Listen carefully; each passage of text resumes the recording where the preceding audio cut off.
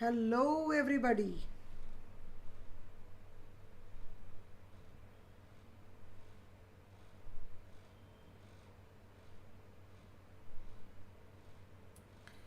Good evening and a warm welcome to all you lovely people.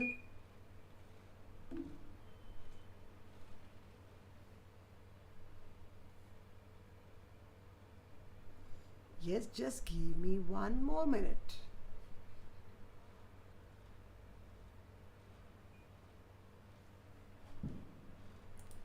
Okay, here I am. Here I am. Good evening to all you guys. Well, I'm sorry about yesterday. I had some medical emergency, so I couldn't be online yesterday, and that's why I'm back today. Hello, Aryan. Yes, I'm doing great. How are you doing?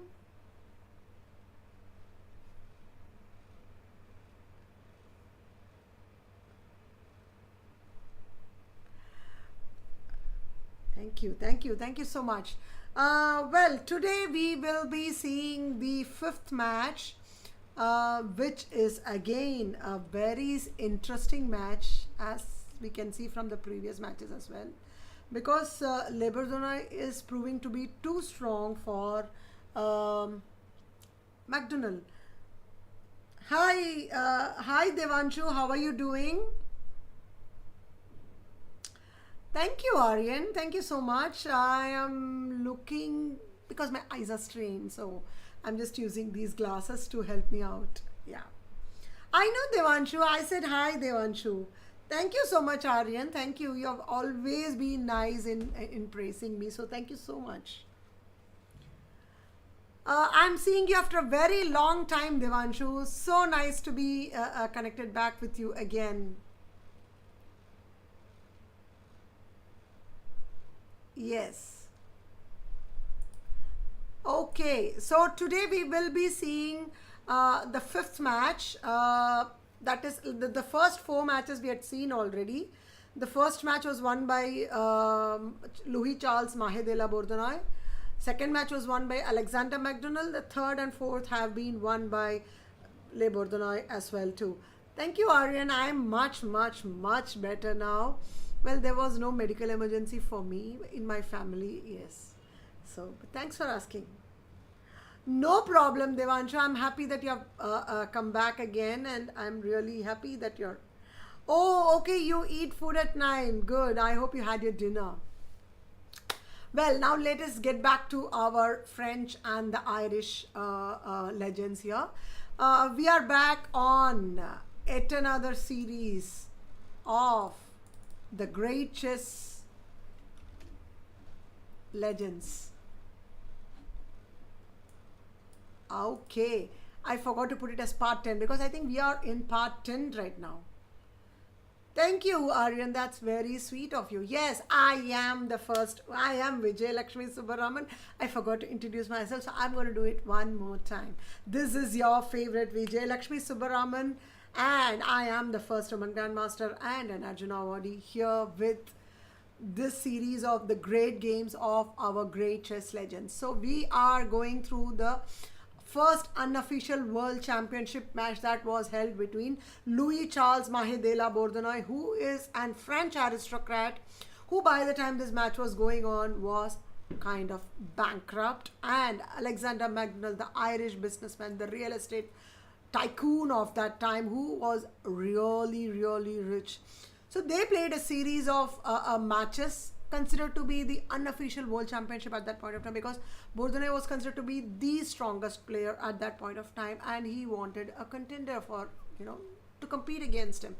And that's exactly what happened, guys. And we could see that Le Bourdonnais was cruising, The first match, all these matches happened between June to October of 1834. 1834, guys. Amazing, amazing. Almost 200 years ago. So these matches were considered to be really epic at that point of time. They were in London.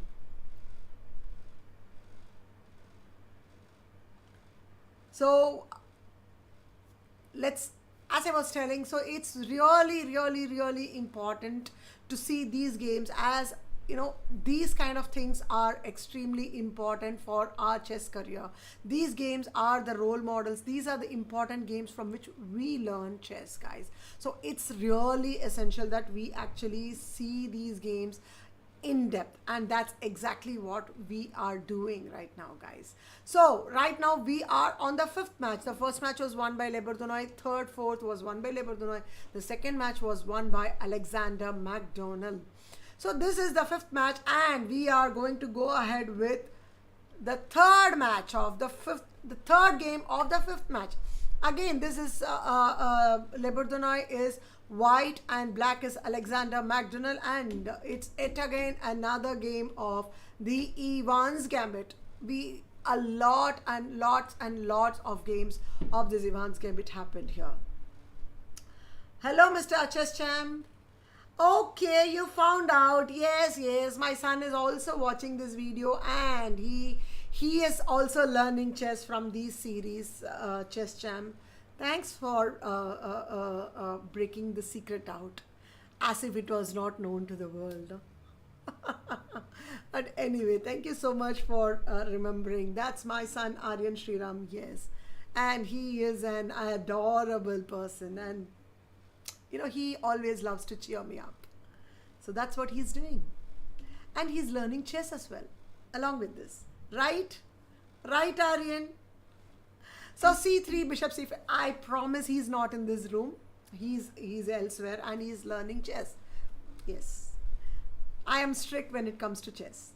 So c3, bishop c5, castles, d6, d4, ed4, cd4, bishop b6, d5, knight a5. Again, the same variation that was played in the 18th match. You remember, guys, in the match number 4 on the 18th game, the last game of that series, the same variation was played.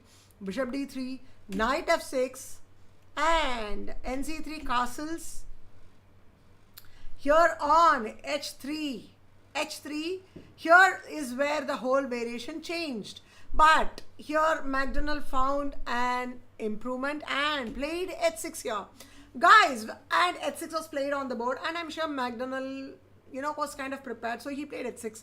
And Le Bourdonnais must have had probably a long thought here, because he is not very sure as to what needs to be played here.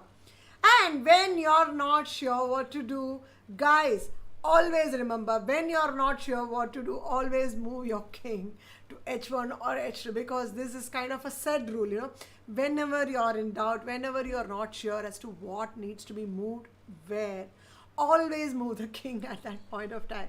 I think that was probably done here in this position.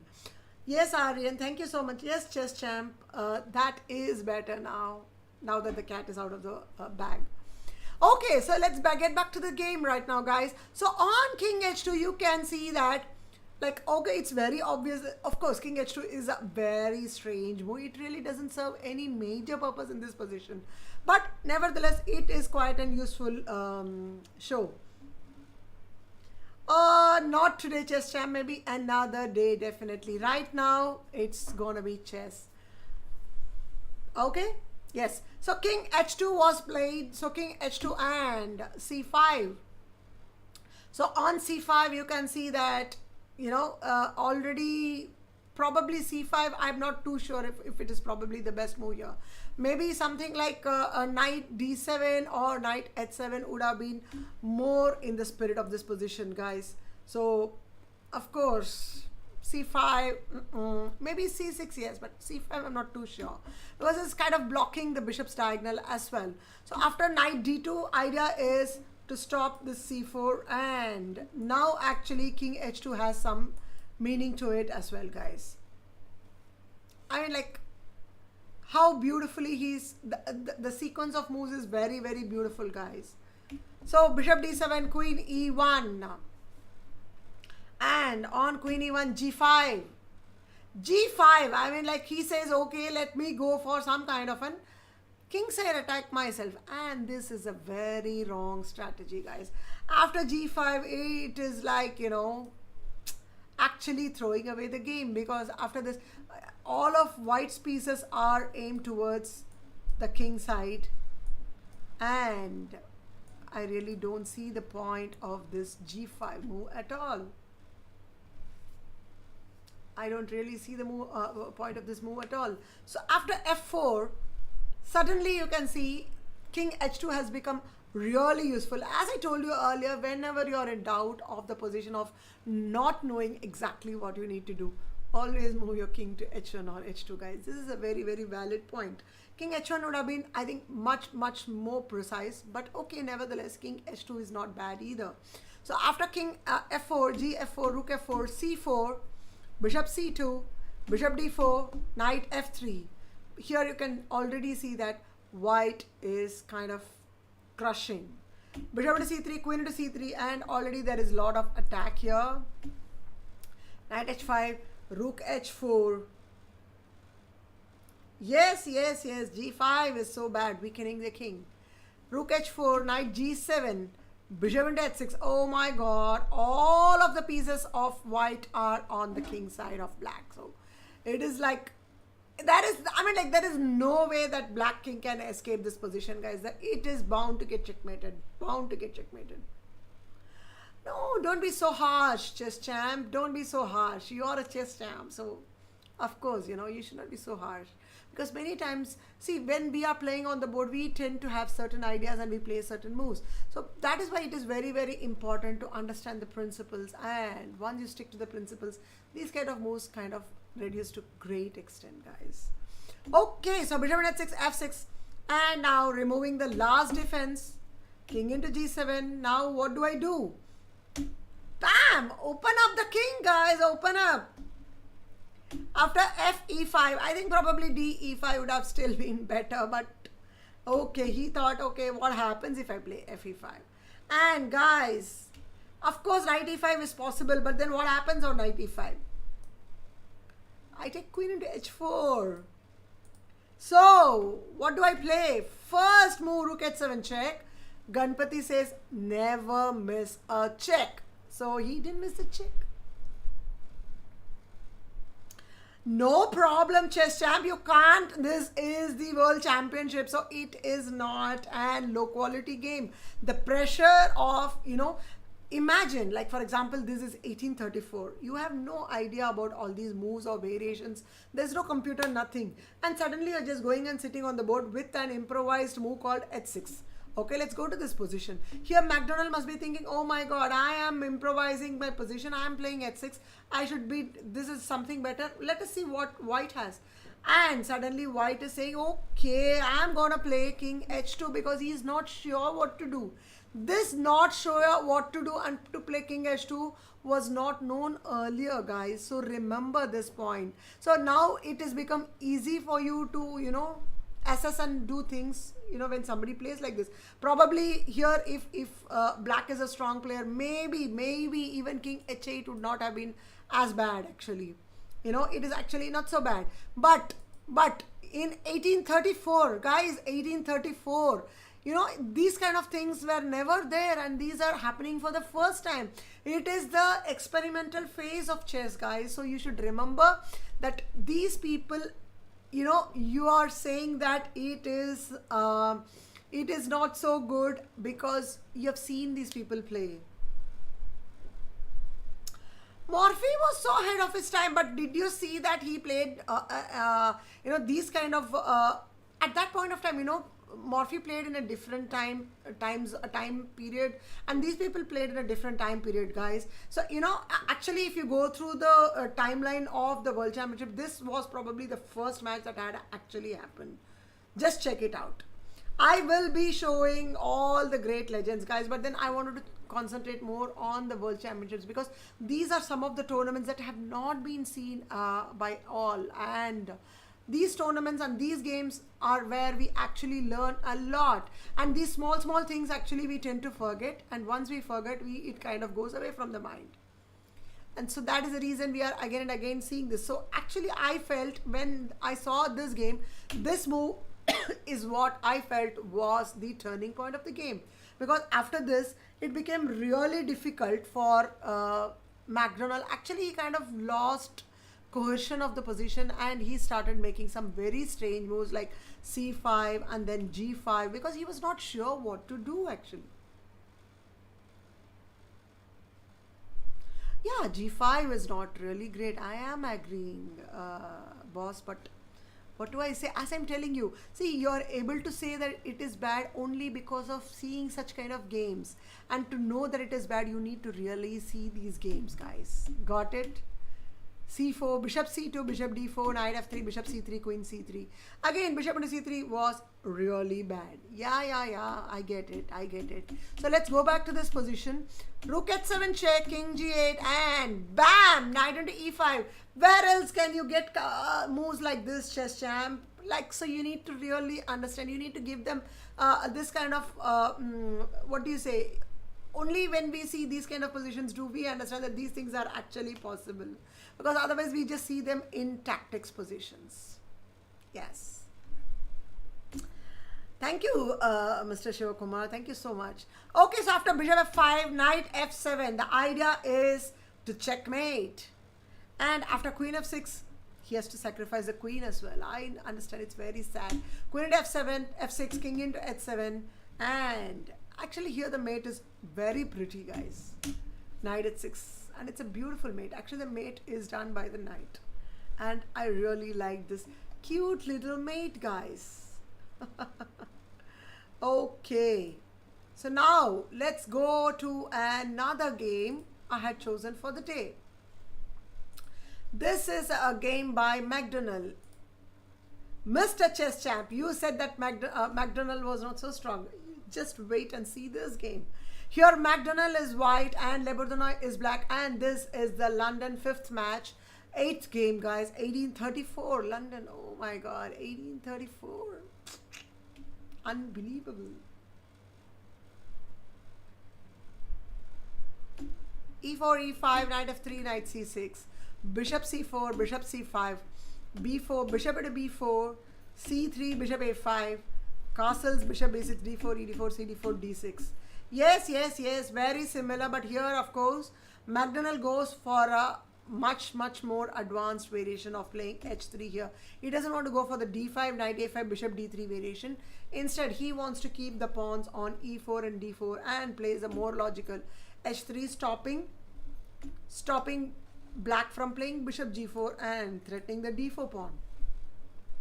So H6 is being played, so bishop B2.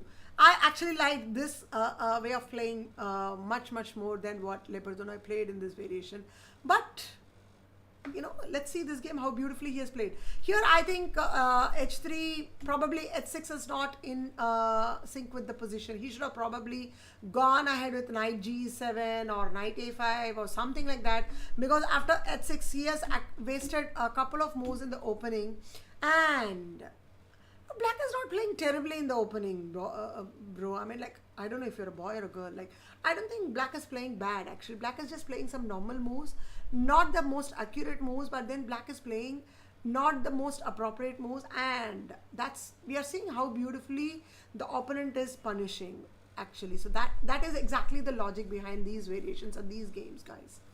And that's why, you know, they're called, I mean, like, you're still not understanding that this was played in 1834 when there was no books, no computers, no laptops, nothing, absolutely nothing. So please, you're not allowed to criticize them.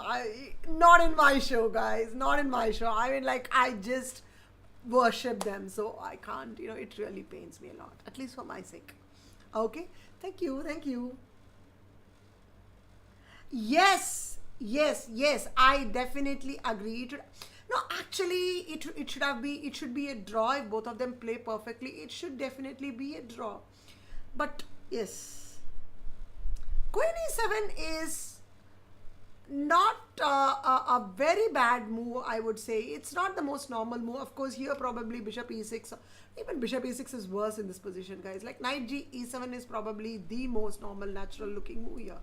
Knight G7 should have been played, but then even knight G7, I'm not too sure if it's, you know, I think here probably black is kind of better in this position already, because I really see a lot of threat coming after D5. So bishop B2, queen E7 was played, and here, since as chess champ is suggesting queen E7 as not a very great move. Yes, how do we punish it? How do we punish it, guys? Chess champ, where are you from? And are you a man or a boy or a girl or a woman?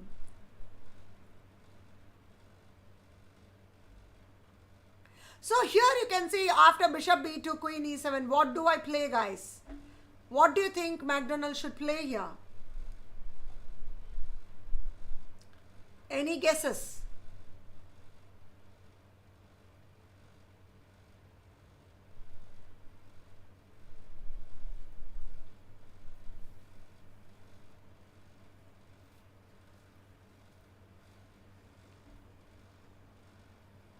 Okay, you're a man. So what should I give you an award or something? Okay, let's go to the game. E5. So after E5, D into E5, D5. And you can see the that, you know, okay, Mr. Chess Champ, you said that Queen E7 is a bad move, but you didn't realize how to continue. And only by seeing this game, you will be learning how to play ahead. You know, here he plays E5, D5, D5. See the beauty. I mean, like, amazing game, guys. Amazing. Knight into E5. And here, the idea is if knight into E5, knight into E5, there is going to be a double attack threat here, guys. There is going to be a double attack. And that is the idea of knight into E5. And if, like, for example, if black plays a pass move like this, I'm going to play D6 and it again.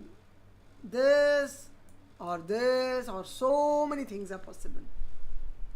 Yes, I agree. Knight G7 was pretty normal. Knight F6, so D6, CD6, bishop into F7, King D8. Yes, King F8 is not possible, guys, because of Knight G6 check, and this I call it as a family fork or as a royal fork, guys. Oh my god, I miss Alpheus. Alpheus used to say the perfect word for this. It is called the royal fork, guys, as all the three royalties are getting forked and in one go. Yeah, it's a family fork, it's a royal fork. So King D8 has been played. Rook E1. The idea is very simple. Now I'm going to play knight check and rook would, like, for example, let's give a pass move. Pawn into, and this is the idea, guys. This is the idea. So rook E1, King C7 was played. Knight A3. The idea is very simple here, guys. Like, for example, here if pawn into, then I just will give this rook C1 check. Yes. And if knight C6, I will just play bishop into E5 check. If bishop C5, I take rook into E5, and again, lot of attack, guys. So here knight A3, A6, rook C1 check, and black thinks, okay, I'm playing bishop C5, and I'm actually kind of, you know, now I don't have to worry about anything. But unfortunately, here you can see some brilliant combination going ahead, guys. Rook into C5 check. The Makedar move comes ahead. After DC5, knight EC4, and oh my god, there's so much of threat. So much of threat. And here, if queen into F7, I go ahead with queen D6 Checkmate. That's a beautiful mate, guys. That's a beautiful mate. So here, black plays queen D8. Says, okay, I'm trying to exchange the queen. But, what happens, guys? I play bishop E5 check, king C6, and queen F3 check. What else can black do? Knight D5, bishop into D5. If queen into D5, I just play knight into A5 check. So, he plays king D7. Yeah. It's such a beauty, guys. Queen f5 check, and this is the only move. And yes, Queen f7. That's a beautiful mate. That's just like amazing, guys. Amazing. That's what it is. That's what it is. So at this point of time, actually, after this game, both of them had leveled at 3-3. Sorry, 4-3 actually. Both of them were, Leberdonai was leading the match at 4-3 for McDonald. After winning this game, McDonald was, kind of recovering from his losses. He had lost the 5th, 6th and 7th games. And so after this game, he was kind of leading after the 4th game, 2-1. Then after the 7th game, he was at 4-1. And after this 4-2, and here after this game he became 4-3. And for the remaining 4 matches, we will see it again tomorrow, guys, and that would be the end of the 5th match. So after the 5th match, we will just go through the 6th match, because the 6th match didn't get over, although somewhere around 8 to around 10, probably 9 games were played, but then Captain Clouson. Yes. So actually I don't understand. I don't understand chess champ. And finally McDonald was fair enough, like a world championship. I'm not sure what it means, Mr. Shivkumar, but nevertheless, the idea is McDonald was not as strong as Leberdonai, guys, but he was definitely the second best at that point of time, and that is what counts the most. Well, that's about it from me for today, and wish you all a wonderful Kartike Deepam, because today is the festival of lights here, where we light a lot of lamps. May all the lights in the world be shining on all your lives. And that's about it from me, guys. We will see for the part 11 of the great games of great chess legends tomorrow at 9 p.m. And this is your Vijay Lakshmi signing off. Bye bye, take care, and have a wonderful weekend, guys. And Devanshu, if you're still there, thank you so much for coming in and joining back again. Okay, bye bye, and Jai Hind.